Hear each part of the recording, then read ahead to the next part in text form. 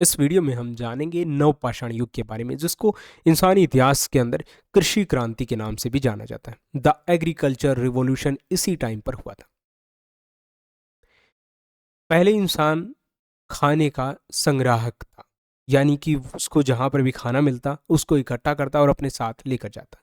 लेकिन इसके बाद क्या होता है, नवपाषाण युग में भोजन उत्पादक वो बन जाता है, फूड प्रोड्यूसर। यानी अब खाने के लिए उसको दूसरों की जरूरत नहीं पड़ती थी, वो खुद ही अपना खाना उगा लेता था।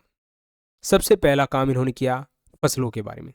मनुष्यों ने सबसे पहले गेहूं और जौ जैसी जंगली घास की प्रजातियों की खेती शुरू कर दी और उन्हें अपना मुख्य भोजन बना लिया।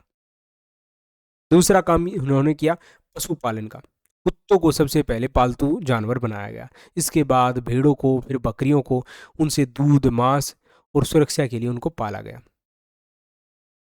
नवपाषाण युग, जिसको हम तकनीकी और समाज में महाकुद भी कहते हैं, क्योंकि एक तरह से जो समाज ने छलांग लगाई है, जो मानव इतिहास में लगभग 3 लाख साल पुराना है। लेकिन जितना बदलाव नवपाषाण युग में हुआ, उतना पहले मानव इतिहास में बदलाव नहीं देखने को मिला था। भारी और पोलिश औजार।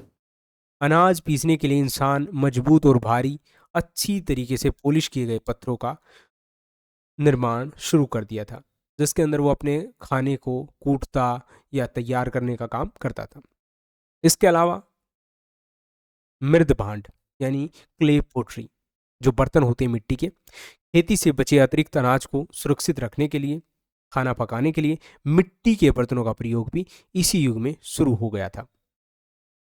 चौथाई बस्तियां, घुमतू जीवन का अंत हो जाता है और नदियों के पास उपजाऊ मिट्टी वाले क्षेत्रों में दुनिया के पहले स्थायी गांवों की स्थापना होती है। इसलिए आप देखेंगे दुनिया के अंदर जो भी पुराने शहर होते हैं वो खासकर आपको नदियों के किनारे मिलेंगे, क्योंकि वहां पर इंसान अच्छे से खेती कर सकता था। इसीलिए वहां पर स्थायी बस्तियां बसाई जाती हैं और घुमतू जीवन इंसान का खत्म हो जाता है।